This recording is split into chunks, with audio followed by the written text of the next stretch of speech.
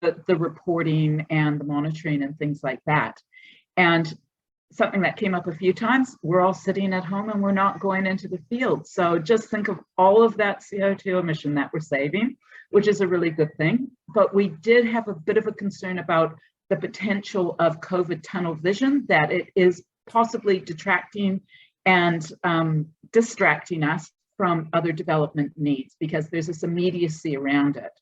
So I just want to stop there and jump back to this idea of new ways of doing things, because we talked a lot about education, and Javon had a really interesting example from Nepal, which I'm sure we have 30 seconds to share. So I will hand over to Javon for 30 seconds to share that great example.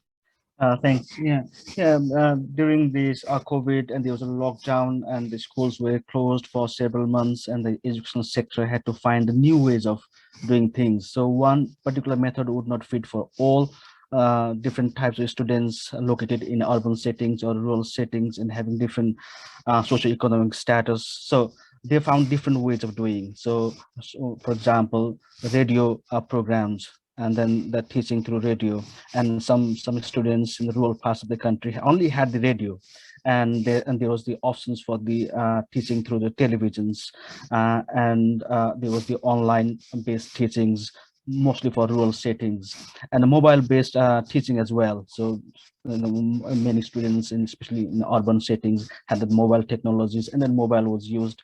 And many parts of the country where there was none of these things available, and then the textbooks and some materials were printed and sent to the rural locations where students can use those materials. So the COVID invited the new ways of doing things, and the technologies, and also the new methods of teaching and learning. Brilliant. Thanks, Javon. And I love that radio. It's all old school, right? So where Wi-Fi is not going to work, it's not going to be a possibility, and we know that there has been that greater digital divide with and inequalities associated with the lack of access to laptops, etc. But sometimes there are other ways you can use technology appropriate to the context. Go back to Schumacher, small is beautiful. Okay, lovely. The second group, thanks so much, postgrad group. That was really interesting. The Christchurch Hub. And have we got Pascal? Or Mike, or someone to speak to the Christchurch Hub?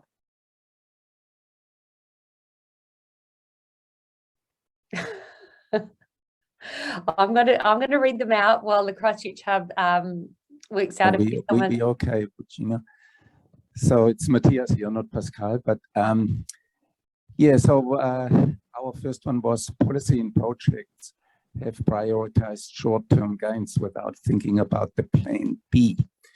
There is a need to emphasize diversification and local knowledge. So this is the old idea of not putting all your eggs in one basket, I guess. And I've had an example that came to my mind from my work in Nepal again, where we were working in a situation where people were very much starting to become very over-reliant on tourism, on trekking tourism. So some of the local families would sell their yachts in order to build a little guest house. And of course, that all worked very well while the tourists were there. But then when there was an earthquake, or later on, of course, COVID-19, the traditional livelihood income was not accessible anymore, but the tourists had gone as well. So this idea of not putting all your eggs in one basket seemed one of the key themes for us. And then there is a shift in power in the absence of donors and international practitioners in the field. But this in turn raises the question of who will fill that gap. Seemed to be an important consideration for us, because it also has implications in terms of power and in terms of potentially gatekeepers who might influence the outcome. And then another aspect that came up for us, it seems that action-based research in qualitative research methods are being pushed aside as the practice is being limited to adapt to the online environment. So while we are more working online, we tend to use methods that are more suitable for that particular medium. And of course, that's often to the detriment of action-based and qualitative research. So there is a kind of a trend towards more quantitative methods. And to us, this is a key concern. Well, thanks, Matthias. I think you guys raised some great issues there, and that's an interesting one, that last one about maybe, you know, the first group, the postgrad group, talked about technology being sometimes enhancing opportunities and providing it, so it can be quite enabling sometimes, but you've also pointed out that when it comes to research, it can actually undermine some methods and some methodologies which are more qualitative. So that's something really good for us to keep in mind. And also, I think that point from the first group about COVID tunnel vision being important as well. Some new opportunities, some things becoming more limited in terms of our perspectives. Thanks so much to everybody in Ototahi and the Christchurch Hub. The Dunedin Hub, and Doug, are you speaking to this? Oh, little writing, lots to say. Yeah, sorry about that. We had lots of good discussions, and I think it's right to say that the discussions were sort of provoked by Valerie's and the approach of the government of the Cook Islands far more than it was about the pandemic. We talked about the pandemic and the kind of moments of reflection which it afforded the government, etc. But we were just really excited to see what was being done, and that provoked a lot of ideas for us. So just to run through this idea of the 100-year plan, I'm sure, you know, so many other people in this forum feel the same way. This sort of idea about generational understandings of the future, shifting towards sort of using culturally appropriate and locally based terms to think about what is being aspired to.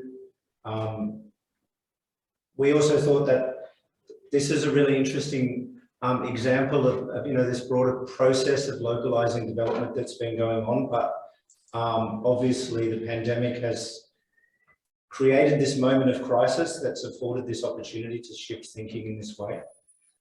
We were also, from a methodological perspective, you know, researchers at the university, we're all just really excited about the kind of in situ kind of development of this methodology and all the stuff that went through this.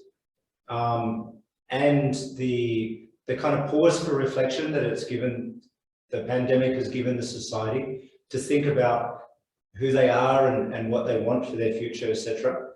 And then I guess the only sort of, it's not a criticism of all of the Cook Islands government, but it's a provocation, I suppose, for donors and partners out there, is to think about whether they're prepared to fully commit to this journey and come along with the approach which has been put in place here. And so we were kind of, we spent a bit of time talking about what the implications of that might be. So I guess that's all from us. That's an understatement. That's all. That's some great thinking going on there, and excellent to hear how much Valerie's presentation has stimulated some further thinking, and it's quite encouraging, I think, for many of us. Thanks again, Valerie, for that in terms of looking at that more self-determined approach to development that's prioritising local well-being. Fabulous. Okay, so we're handing over to you now, Will.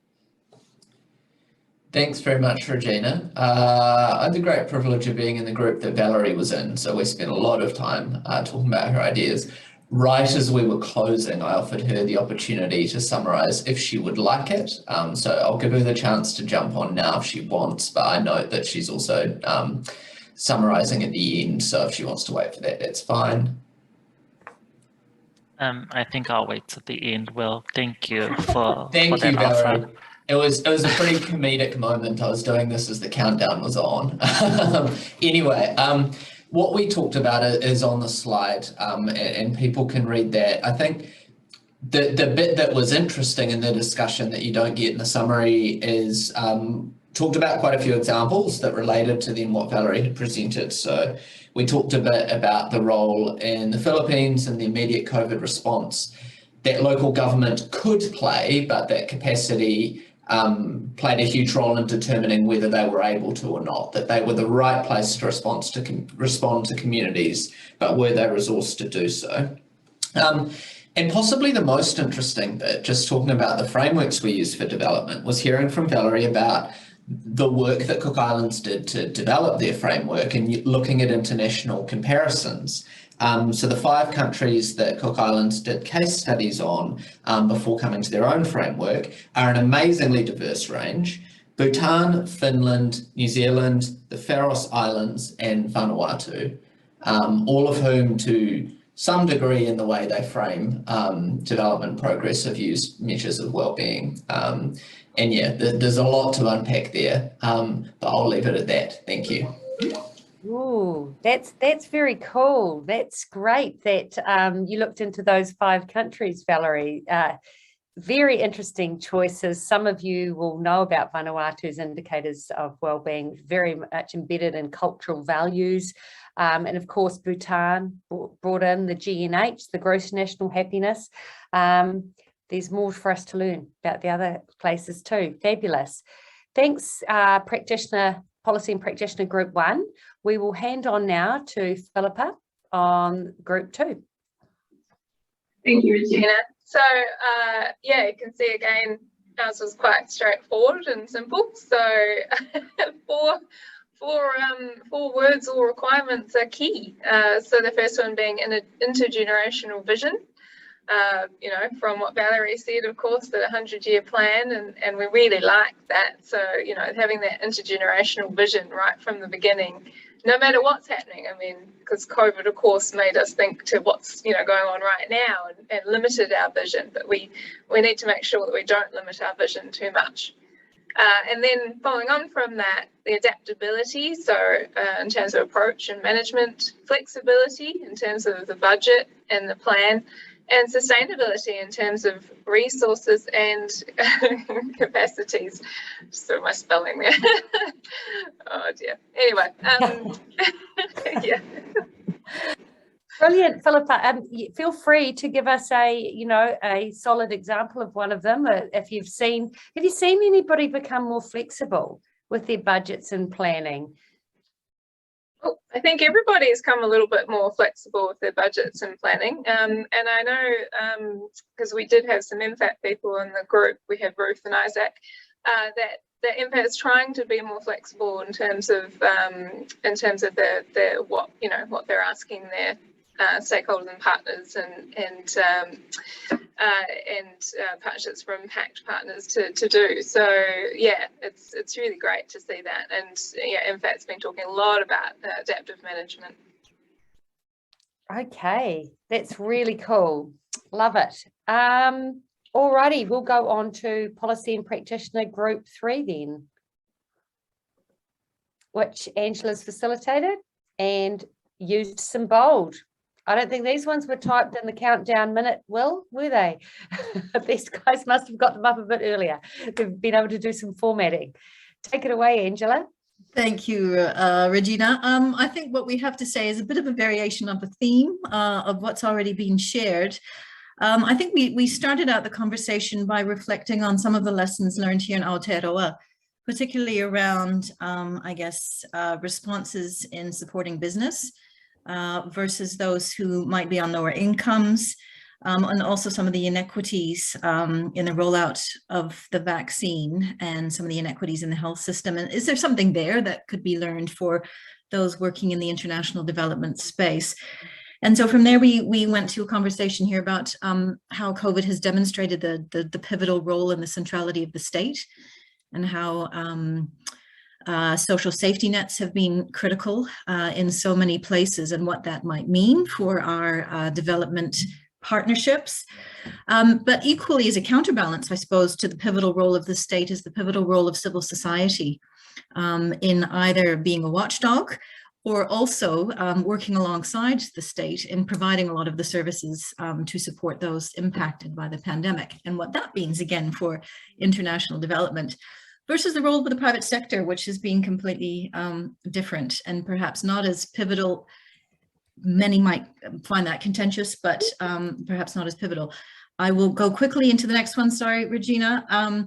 A lot what Philip has just said, the critical importance of flexibility and adaptation, be it through budget support, flexible funding models. Lexi had a great example of bottom-up budgeting from the Philippines and what that might look like. But also the final point was it's still very early. We do not know if the responses have been effective or not. And I think the intergenerational nature of Valerie's presentation shows us that we need to allow so much more time. We're expecting far too much in too little time, and that we need to take a longer term and intergenerational approach to all of this. Fascinating. And yeah, what does that mean for our kind of management frameworks that we usually apply then in development practice to ensure accountability and so forth? How do we do that, allowing for that extra time?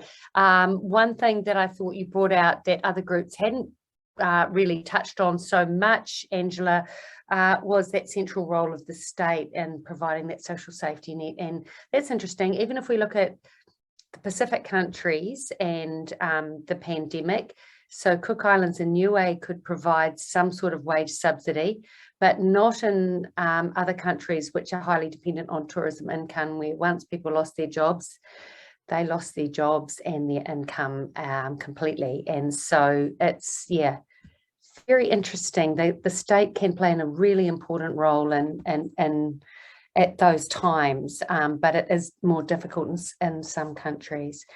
Okay, lovely. So we are going to flick now to the fourth policy practitioner group, which is group 6.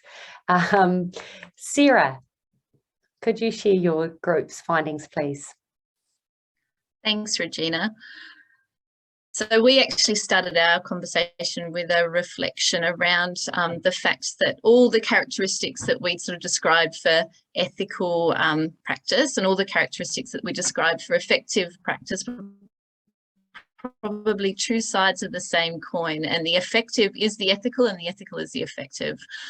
Then I guess continuing Angela's group reflection around time, we thought around, is there anything different between the research space and the policy and programming space in terms of what's ethical and effective? And we thought that actually there were similarities. The characteristics for good research also pertain to good policy and practice, but we've reflected on the importance of time and the fact that policy, the policy context often means that we don't take, for example, an intergenerational approach as we're responding to quick and urgent needs. But of course, we get much better policy when we reflect and slow down. We also reflected on Valerie's presentation, and actually probably the question that was given to us by our first keynote speaker that we didn't grapple with in our first session, which is around what do we mean by development? What do we understand by development? And perhaps that's not the right word. You know, Valerie spoke about well-being, and we thought that perhaps the process by which a community or a country develops its well-being plan or national development strategy is probably as important as what ends up in it. And perhaps, and it would be interesting for a further conversation around that, perhaps we can't have universal indicators. Perhaps the indicators that are developed by each group itself are the right indicators for that group.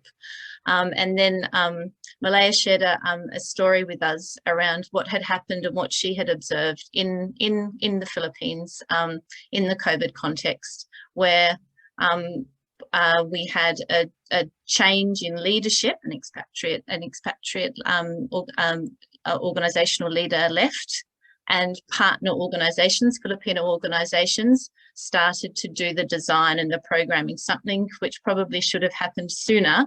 And the word liberating was used, which I think is a really important note for me to finish report back on. Thanks. Lovely, love that.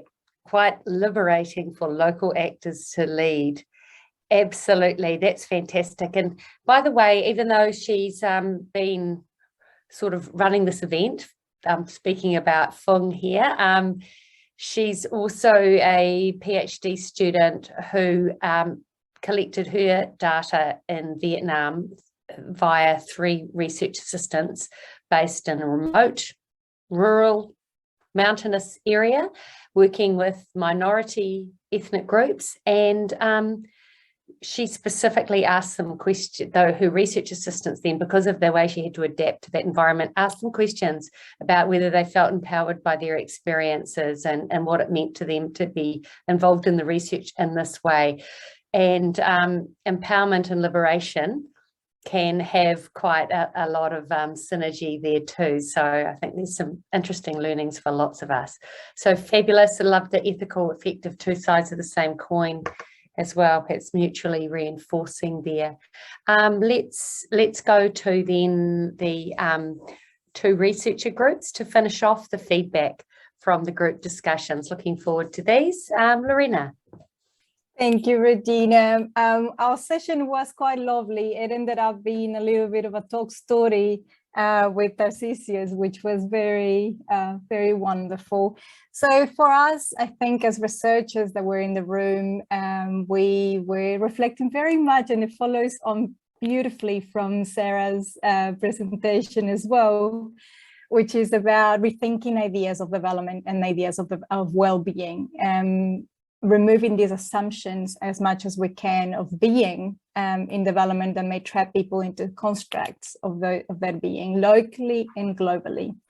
Decolonizing the process so they thinking to ourselves who defines the process, the methods, the purpose, the outcomes, and the measuring of these policies and programs. And Tarcisius was sharing with us this concept of well-being not as a state of being, but as a process, not as achieving something at the end as a linear thing. And thinking, when we're thinking about the Cook Islands, and we were reflecting so much on Valerie's presentation throughout our talk story, that is not about saying, okay, at the end of 100 years, we will have well-being, but seeing it as a constant process of a continuous process of what well-being is defined, how it is enacted, how it is measured, how it is achieved through indigenous concepts of time and local concepts of time. So questioning what existed here before, thinking how has the neoliberal paradigm that we live in has disrupted a lot of our science and our ways of seeing the world, and how have they been prevented from flourishing. So thinking about innovations, especially after COVID, thinking of innovations that may be new for development practice and academia, but seeing it not as something very new. They're actually quite old. They might be millennia-old ways that are grounded in our own cultures, in our science, in our knowledges, in our ways of seeing the world. And they take into consideration our diversity and our own cultural ways of seeing the world. So creating partnerships and creating collaborations that are led by Indigenous people, led by local peoples, and definitely in line with this localization agenda that we see in development. I hope that I did a good job. There's issues will be looking at me. Yes, I think that's from us. Thank you. Oh, thanks so much, Lorena, and all of Research Group 1. I think that, you've brought up that point about decolonising development. That's been mentioned a couple of times today as well. And, there's a lot of talk in development policy and practice about localisation. I kind of feel like we need to push that a step further into decolonising development. And that's where the pandemic has provided an opportunity to accelerate progress in that direction in terms of that freedom, that liberating environment where local actors, that empowering environment where local actors got to call more of the shots. And if this pandemic has helped us to move into the space, then that's something that could be quite valuable and transformational for the future of development policy practice and research. So very cool. Also liked hearing the word flourishing come through there with strong links to wellbeing, obviously. Fantastic. So our final group is Jesse's group, and let's hear from Jesse and Tamaki Makoto. Thank you, Kia ora. There isn't much new here that hasn't already been said by all the other groups. So I'd like to just focus in on things that we thought that might be a little bit unique from our conversation. You know, we took a sort of a temporal perspective by noting that during the early days of the pandemic, there was a lot of communitarian and inclusive thinking about rethinking how to how we're going to think about policy and practice, and that more people were at the table involved in those discussions, and that more recently there's been a return to business as usual, and that there are missed opportunities to sustain some of the innovations that were put forward in the early days. During that time when we had time to pause and think carefully, and that some of those new ideas were not always sustained or disseminated. Then we wanted to focus on the issue of the ways in which pandemic affected mobility in the development sector. And again, we had competing examples that showed that there were new mobilizations, but also new immobilizations that were related to the pandemic. And the choice to mobilize or not is selective and often turns on questions of who has the authority to mobilize a response to something. And the example of New Zealand's response to the Afghanistan situation was put forward as a very quick mobilization, whereas there are people who are forced to remain mobile because they're refugees fleeing from political violence, and there's really no one acting there to help solve that. So we had a bunch of competing examples put forward, which I, as an anthropologist, found very, very exciting and interesting to focus on, but made it hard to generalize. And so we ended with a caution not to characterize our pandemic effects on policy and practice as universal. And Gordon and our group put forward really good examples, similar to what we've already heard from other panels, about the ways in which the departure of powerful actors offered opportunities for up-and-coming policymakers to step up and the decentralization of development work, they were able to step up and do work that ordinarily went to international contractors. And that was seen as, sort of in line with our discussion of liberating, new and liberating practices when the question of who fills that gap gets raised. But then, I'm forgetting his name, but the other person in our group raised a counterexample of the Myanmar situation, and there are many countries in the world with democratic backsliding, and who steps into the gap during the pandemic but the Myanmar military. And there's no space for civil society. There's no space for our returning students with MFAT scholarships returning to Myanmar to step into development roles. In fact, they may be under suspicion just because of the time they spent abroad. So we took that as a caution not to characterize the effects of pandemic, with a single brush. Brilliant. Thanks so much. Glad you had your anthropological hat on there, Jesse, and you could reflect on that. And yes, that's let's not think that it's been there's been any sort of homogenous sort of experience. There've been lots of different experiences here, but still there have been some key threads coming through in today's discussions and this afternoon's discussions. I'd love you to share some ideas. There's a couple of people who have put a couple of ideas up already, but I'd love more of you to share ideas on your key takeaways, whether you're more a policymaker, a practitioner, or a researcher. I don't need you to summarize everything you've learned, but especially if you're thinking about something that you might try to implement in your own work and your own practice going forward. If more people could share in the chat, that would be really great. I'm going to open the floor to Tarcisius and Valerie to have any reflections they might like to make about their key takeaways, or just some interesting things that they came across with the discussions today. And I'd also like to remind you that we have 2 books to give away. So when you're sharing your key takeaways, if you want to nominate a particular idea, you might not even know who it came from, but you might remember someone said a really great idea about something.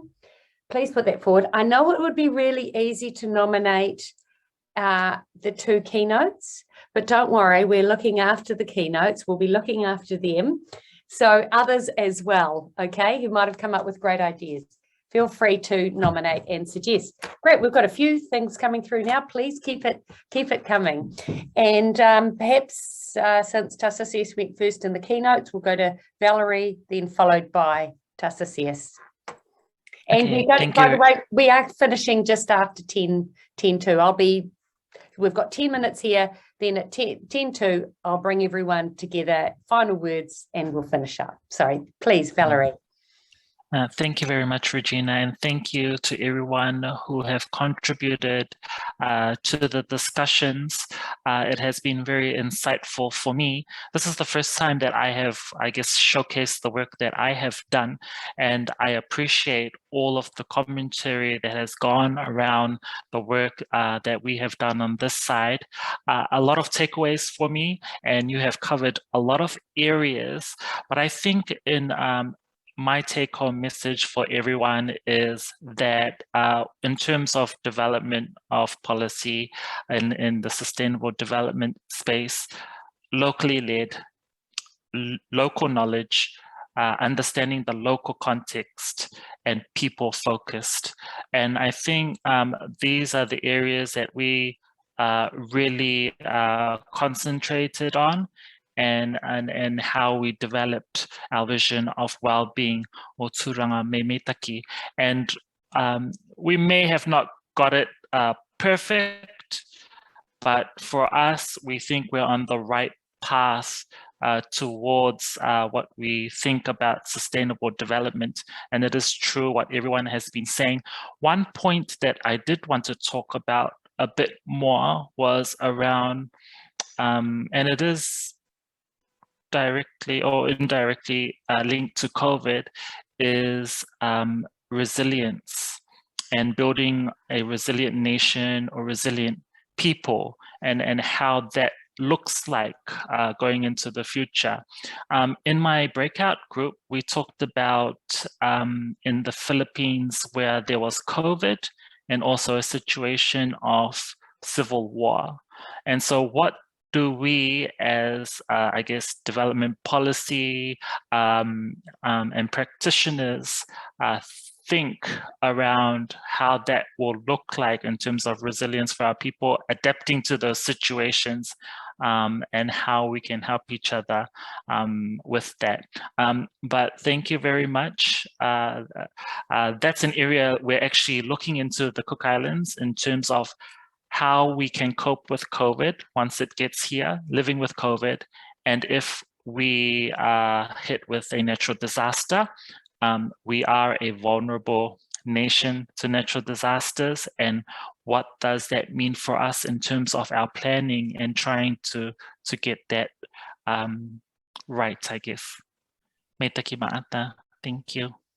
Me taki mata to you, Valerie. It's been great having your participation and across the symposium today. I know with both you and Tassasius, those other participants today who were lucky enough to get you in their breakout rooms were feeling very fortunate indeed, because sometimes keynotes just kind of come in, do their thing, and then take off after their 20 minutes, half an hour, and we don't see them again at conferences. And you guys have participated really fully, and that's what we're wanting from our development consultants in the future, aren't we?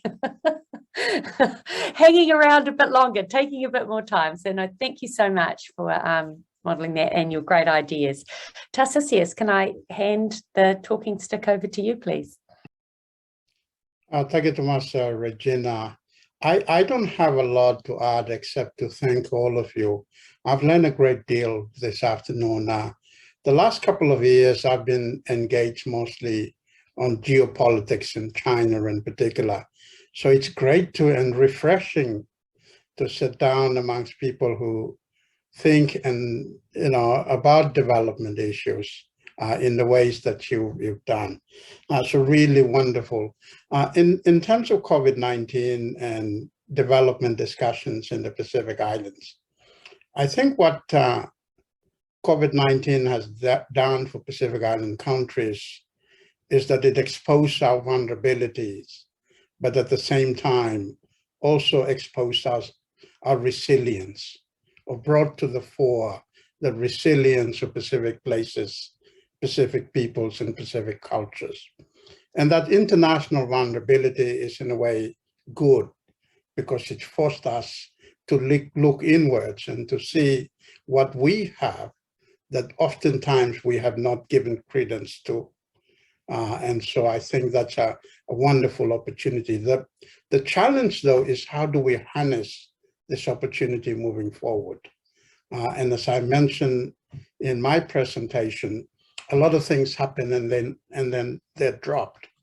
And there are good reasons for that, but how do we keep it going? How we keep it going in our discussions about development.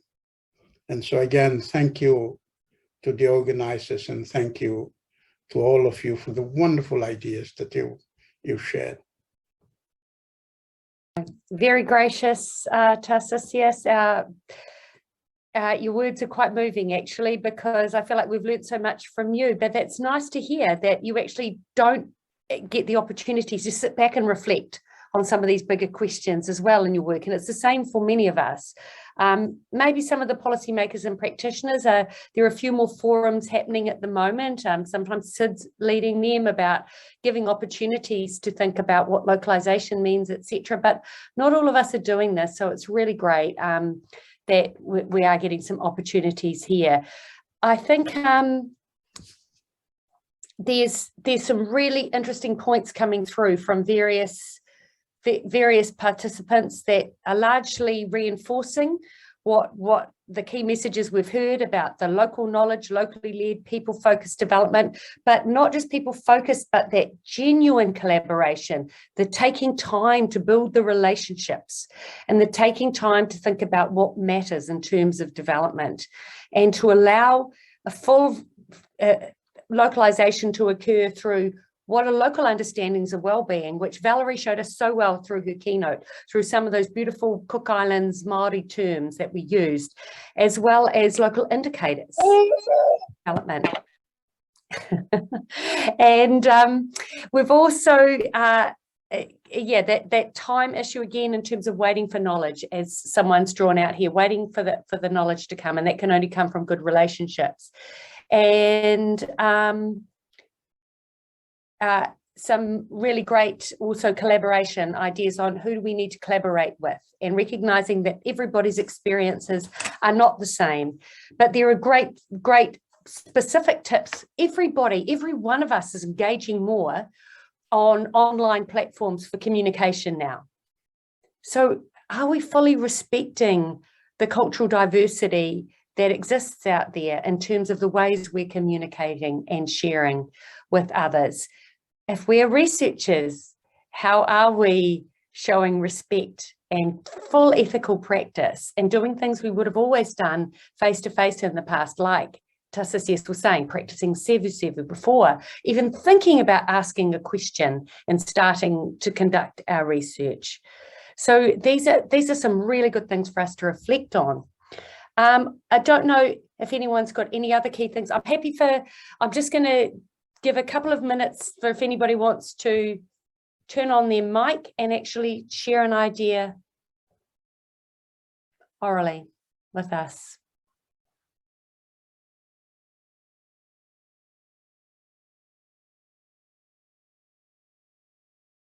Apparently, when university lecturers ask questions up the front of the room, we give students on average 2.7 seconds to answer. So that's why I thought I'd try and give you a few more than 2.7 seconds. Still might not have been enough time, but it feels like a long time when no one's saying anything. So I'm just going to keep going then. Oh, good. We've got a nomination for a prize though. Andrew, did you want to share something? I'm not sure if you did, but you've come up on the screen for some reason. Okay, I'll keep on going. Caroline has said she would like to nominate the person who said Indigenous approaches that have been strengthened through the pandemic must remain empowered and enabled. Could it be Angela? Okay, so who had the idea on Indigenous approaches? Who brought that out? You feel free to claim it. Go ahead. Regina, that as the Angela, I think in those brackets, it was our group. It wasn't an individual response. It was a collective conclusion. So I don't know how you share a book collectively, but can we give you one proverb each? Don't think that's going to work too well. Okay. You can still email us after this. We will otherwise as a committee or the main organisers here just decide on a couple of you to send books out to. But this is speaking, by the way, to what you were talking about, Tassisius, in terms of that resilience, those strengths that do exist already in regions like the Pacific. So I think that's going to we'll find a way to nominate people for prizes if the rest of you don't want to. Now, I need to let you know that Fong's about to share a survey as soon as we close this for today. Fong is going to share a survey. It takes 1 minute, please. There's 45 of us still on the call. Don't disappear till you've done your 1 minute survey, because DevNet is desperately trying to work out how we can best engage with you. And if you've found this valuable this afternoon, we want to hear about it. If you feel that we could have done things differently, if there's other things you'd like us to do, we want to hear about it. So we'll be taking this all back to the steering committee. Please take the time to share. I'd just like to say, Mōri ora, stay well, everybody, keep safe. It's interesting times we're living in, and take care of yourself and your loved ones. And a big thank you to Mas, me take mata, vanaka vaka levu, whawhatai lava. Just really appreciative of everybody who's participated so willingly today, and especially our keynotes. Feel free to turn off your mic and have a round of actual round of applause, or do some virtual applause for our two fabulous keynotes. Really wonderful ideas shared today. Provoked lots of great discussion. And also for Fung and Suan, who have mainly tried to stay off camera, but vital to keep things happening today. So really awesome. Thanks to both of you for all the preparation you put in to make this run smoothly. Round of applause for you. And then everybody on the DevNet steering committee, and especially the subcommittee that helped to devise this symposium. This was only done in the last 2 or 3 months. It was an idea at a meeting, and it was partly enabled by the fact that MFAT has generously sponsored past conferences, and sometimes we've ended up with a couple of thousand left in the bank at the end of it, and we put that all back into activities of DevNet that meet our aims and objectives, and this being one of them. Bringing policymakers, practitioners, researchers, postgraduates together to share ideas and expertise. So it's really been great to be able to do this today. Ka kite anō, take really good care of everybody out there, and thanks so much for your participation today.